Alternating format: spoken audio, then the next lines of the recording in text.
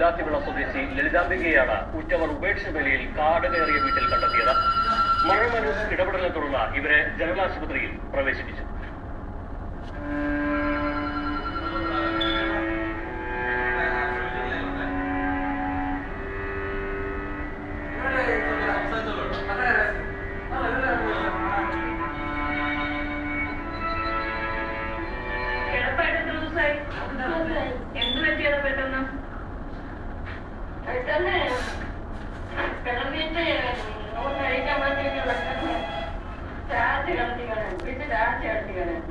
മനസാക്ഷിയുള്ള ആരെയും ഒരു നിമിഷം അലോസരപ്പെടുത്താം.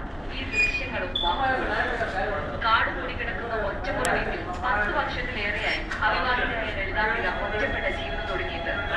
ചുറ്റുമുള്ള വീടുകളിൽ താമസിക്കുന്നത് സഹോദരങ്ങളും അവരുടെ മക്കളും. ആരും പക്ഷേ തന്നെ തേടിയെത്താറില്ലെന്ന് ലളിതാംബിക. സഹോദരന് 10 സെന്റ് ഭൂമി 2 ലക്ഷം രൂപയ്ക്ക് വിറ്റിരുന്നു.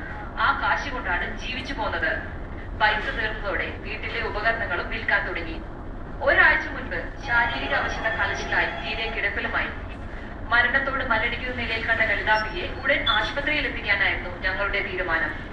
108 ആംബുലൻസിനെ വിളിച്ചു വരുത്തി. ഒപ്പം കഴക്കൂട്ടം പോലീസിന്റെ സഹായവും തേടി. ലളിതാംബികയെ ആംബുലൻസിൽ കയറ്റുന്നതുവരെ പരിസരവാസികളോ ബന്ധുക്കളോ ആരും തന്നെ എന്താണെന്ന് അന്വേഷിക്കാൻ പോലും തയ്യാറായില്ല. മാനസികാസ്വാസ്ഥ്യം പ്രകടിപ്പിക്കുന്ന ലളിതാംബിക തങ്ങളെ ആരെയും വീട്ടിൽ കയറ്റില്ലെന്ന വിശദീകരണമാണ് ബന്ധുക്കൾക്ക് നൽകാനുള്ളത്. ബന്ധുക്കളുടെ ഭാഷ്യം എന്തുമാകട്ടെ, മരണം മുന്നിൽ കണ്ടുകിടന്ന ഒരു ജീവനെ രക്ഷിക്കാനായല്ലോ എന്ന ആശ്വാസത്തോടെ ഞങ്ങൾ മടങ്ങി. ക്യാമറമാൻ വി സജീവിനൊപ്പം ആശാ ജാവേദ്, മനോരമ ന്യൂസ്.